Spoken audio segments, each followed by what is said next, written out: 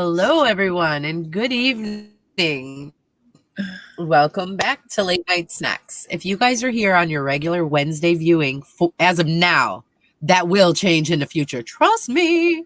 But for right now, Wednesdays are about this. Is this? Wait, this way. This. Other way. This. Us. There you go.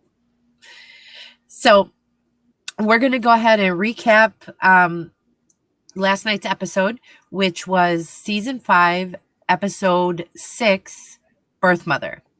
Mm-hmm. Now, this is where we get the story. Oh, and before I forget, I'm Irish Smelly. She's DeWanda. I'm DeWanda. We're here to fill in all the gaps and the details for you guys and let you know what happened in case you missed it. To the best of our ability. Let's just put it that way. We're not perfect, but we try. So this is the story of Randall's birth mother, Laurel, where up until a week ago, or up until last week's episode, Randall thought his birth mother had died after giving birth to him. Not right after, but like the day after. Mm-hmm. Or the day of or something. It was the day after he was born. Right after giving birth. It was basically he literally was told that she died literally the day after he was born. Yeah. So that was what he believed. And come to find out. Yeah, that's what I was saying, where we left off last episode. He had received a letter from a man named Hi. And he suddenly heard that that he was with his mother up until her passing, which was more recently.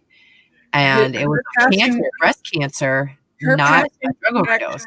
Yeah, her passing was actually in 2015, according to Hi, and it was of breast cancer. Yes. So this is where we get more backstory on Randall's mother. This was a very strong episode. Yes, I honestly have to say this is one of my favorite episodes so far. Because I love the way they told the story, and I love that it didn't bounce around like we normally do between the three main characters, the big three.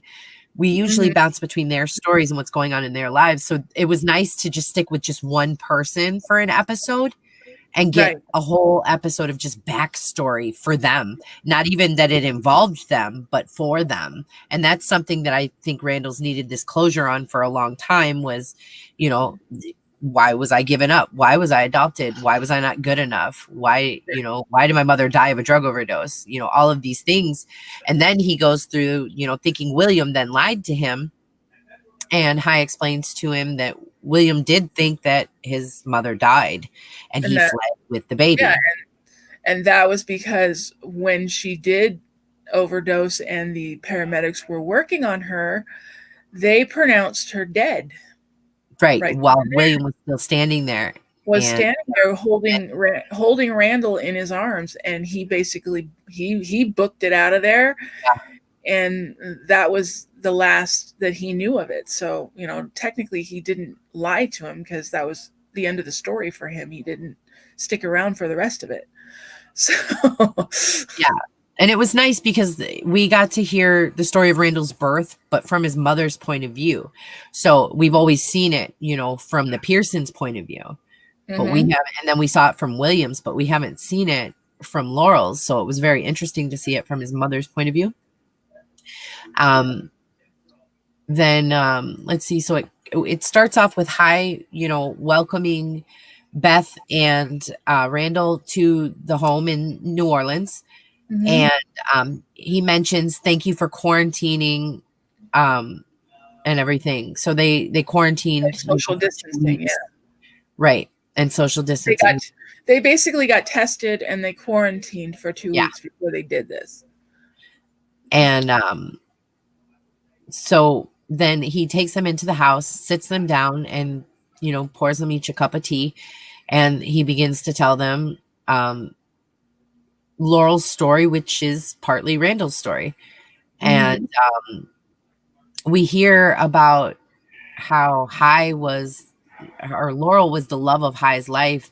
And come to find out, we find out that they meet each other and they do fall in love. And they're the happiest they could be. But before that, we see that Laurel, as a young child, snuck away to her Aunt May's house, and her father had strictly forbade it. He would not let her go to see his sister. His father was a big banker in the city. She was part of the Dubois family, they said. Yeah. Very prominent family in New Orleans. And so her brother, is her go-to guy, and she says, you're the only one, you and Aunt May are the only ones who understand me, and now I don't have Aunt May. And then we skip ahead a little bit and we see that her brother now she's older, he's older, her brother now has gone off to fight in Vietnam. And unfortunately he does not come back. Right. And then we find out, they come to the door, they do the thing, and we find out, that he didn't make it. And of course, right then we kind of stop the story and go back to Randall for a second. And Randall's very upset because he's like, wow, he's like, I just met and lost an uncle all within 5 minutes. And it is sad. It is very sad, and it's a lot to take in. But we find out that she went back to her Aunt May's when her brother died. And at this point, she's older. She's going to Aunt May's all the time. And, her dad's not going to be able to stop it. She's not a small child anymore. And Aunt May tells her about letting go of the pain and how you can do it. She's struggling with the loss of her brother because her brother was her best friend. She doesn't know how to deal with that. And she says she feels empty and alone now that he's gone. Basically says, well, you have to let go of that hurt or it will destroy you. Right. She, well, I don't know how. And she goes into the lake and she lets out a huge scream. Yeah. The lake is very predominant. There's a big deal with the lake in this episode. Yeah. In a lot of ways. Because that's her way of letting go of the pain that she's dealing with throughout her life. Right. So, and High is a part of a group of refugees that Laurel's family's church has helped bring over from Vietnam. And that is where High comes in, and they're around the same age when they meet. And she goes out and, this isn't the first time, but this is her just going out to the lake again to scream. And he hears her. And so he thinks he sees her from behind. So he thinks she's drowning, and he goes to try and save her. And she says, I'm not drowning. Get off of me. What are you doing? And he doesn't speak very much English at this point. So. Right. And so they have a cute little exchange in the farmer's market where she helps her aunt with her crops at the farmer's market and such. And he helps his family, by selling fish and things that he catches at the farmer's market. So they have the cute little exchange, though, where, they realize that there's a communication barrier, but they find a way to get over it. And that's when suddenly they're spending a lot of time. They fall in love. And then her father... But there's a wrinkle. There's a wrinkle. The wrinkle is her father wants her to get married to this other man who's going to be prominent in the bank, and his father's right-hand man and everything, and he comes from a prominent family as well. And she doesn't want to do that. She's in love with High, so she goes to High and she's like, "Run away with me, leave with me." And he's like, "I can't." And he's like, if I leave, my parents will literally die because I provide for them. And so he can't leave. He's like, you can stay with me though. You can stay here. And she's like, no, you don't understand. I have to get far away. And that's where we find out she only made it as far as Pittsburgh. And that's when she met William. And we already know that side of the story because we've seen that through William's eyes. But we find out that after she's revived, Because at this point there's a break in the story where William's just very upset, and he's like, I just want to know why my mother, didn't come for me. Why she didn't look for me? Why didn't she? Randall gets frustrated at this point because he wants to know. Like it's not moving fast enough for him. Gotta tell me why did he think that my mother died of an overdose? And he said, right. Well, because technically she did. Right. And he says, well, why didn't she come for me when she got out of the hospital and got better? He says, well, she went to prison. And he's like, wait, what? So then he kind of sits down and listens and lets him tell the story. And we find out that Laurel recovered in the hospital for a couple days. And then the police came and arrested her. She had a warrant. They said a warrant out for her arrest. For drug possession. Yeah. Right. And so they sent her away, and she was sentenced. She had a shady lawyer who didn't get her a deal and told her to plead guilty and all this stuff. And she thought she was going to get off, and she didn't. And she ended up doing 5 years. And they transferred her right after her sentencing from Pittsburgh to California because of overcrowding. Mm-hmm. So she's across the halfway, not halfway. She is across the country at this point. So it's not like she had any way to track down her son. And then she makes a phone call right before they lock her up, and she calls her dad because she says, I need to call my boyfriend, but we don't have a phone. I don't know how to call him. We don't have a phone. And so then she calls her father, and her father answers, and she's just quiet, and she then, almost cries and then hangs up the phone. And then they take her away, and she's in jail for the 5 years. She gets out of jail, or prison, I should say. And she goes to Aunt May's, who just instantly, like they always have known each other, knows that she's there and knows that she's in trouble. And this is when she breaks down and she tells the story to her aunt about having Randall, about having a baby, and about going to prison. Mm-hmm. And we have a really sweet moment where her Aunt May opens up and tells her about, having an affair with a married man and getting pregnant. And her family disowned her. And losing them both. And she said she lost them both. But they don't go into further detail. So I don't know if there was something where maybe he took the child, or if there was a custody thing, or if it was something, or... I'm thinking she lost the baby. That's what I thought when she first said it too. But they don't really tell you, so they kind of leave it open-ended, but we're not going to learn more about Aunt May's story. No. So, then she tells her, about letting go of that pain and everything else again, and, tells her how she's got to be free. And then, wait, where does it pick up after that? She ends up staying with Aunt May because Aunt May basically says, well, we need to contact your parents. And she says, no, I wasn't a good daughter to them. They don't really need to know. And so she ends up staying with her. And then that's when she goes to the farmer's market with Aunt May again, and she sees Hi again. And they smile at each other, and you can tell it's just that love right there. And Laurel looks beaten and broken down, like she's been through something. And I'm sure he could see that. And, all they had was these glances, because we find out. All they had was a wave, because at the time, Hi was married at the time, and his wife was pregnant.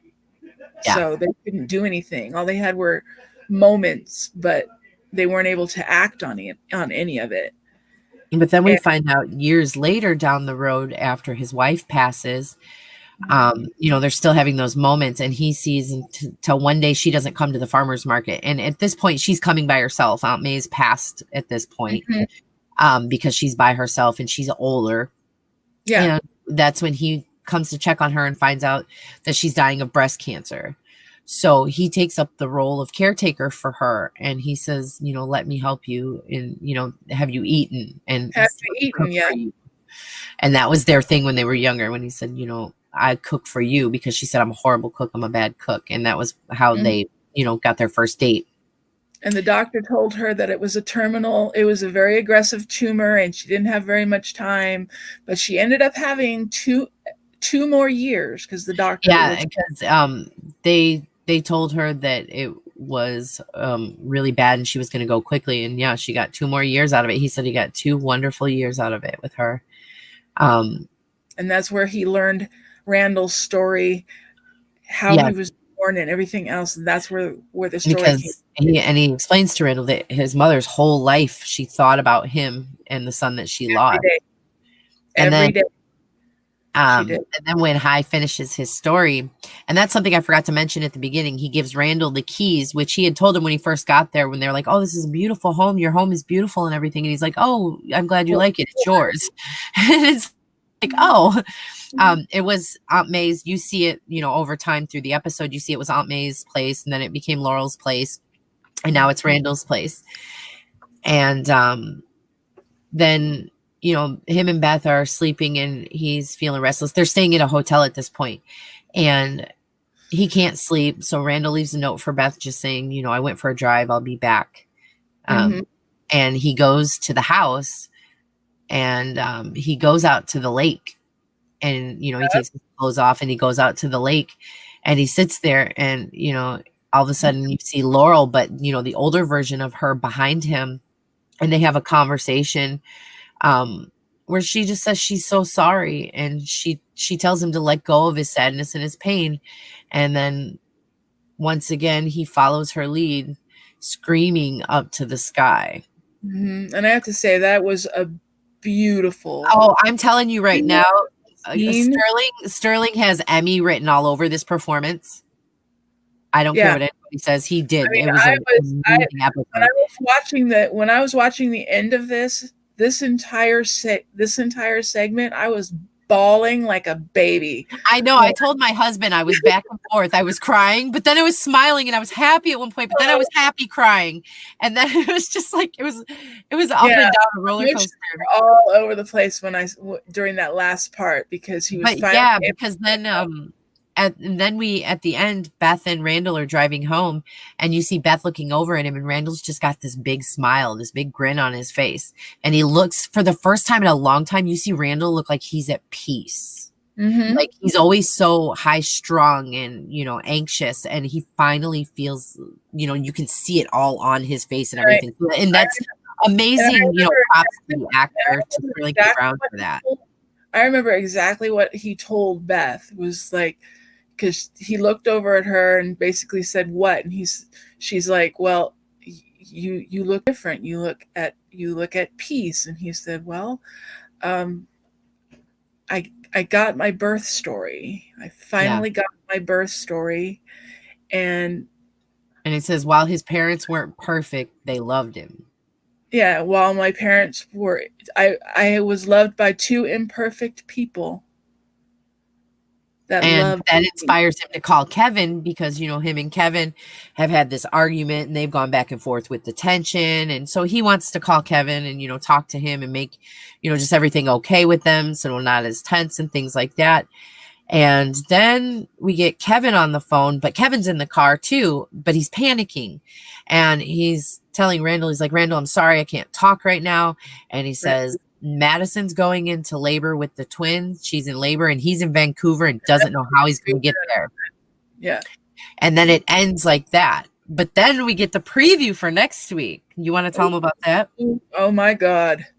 I think we're going to get a full on Kevin episode next week. Yeah. The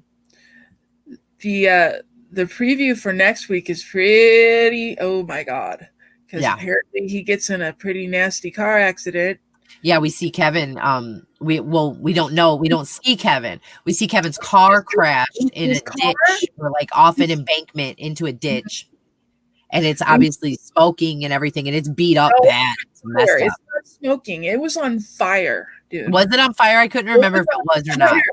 That car was on fire. And they don't show you anybody, but you hear a phone call between Kevin and Madison where Madison's telling him, okay, just get here, Kevin, be careful or whatever, and just get here.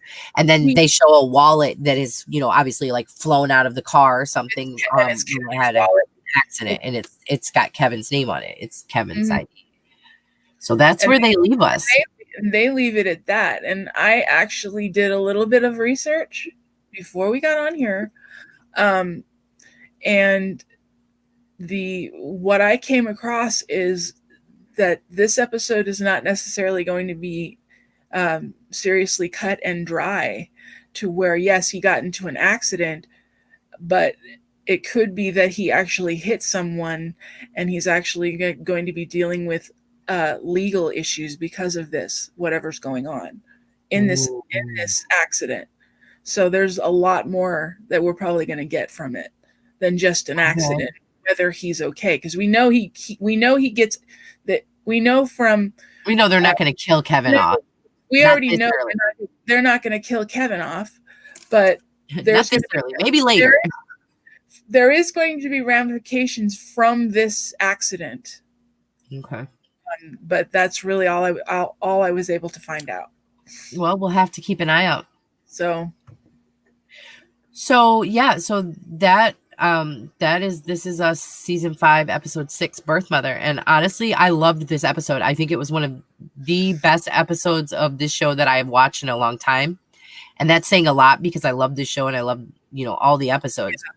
But I really liked the way this story was told. I thought it was it was bittersweet, but it was sweet all at the same time, and that's what Randall needed. And I'm glad we finally got closure. I'm glad we finally got.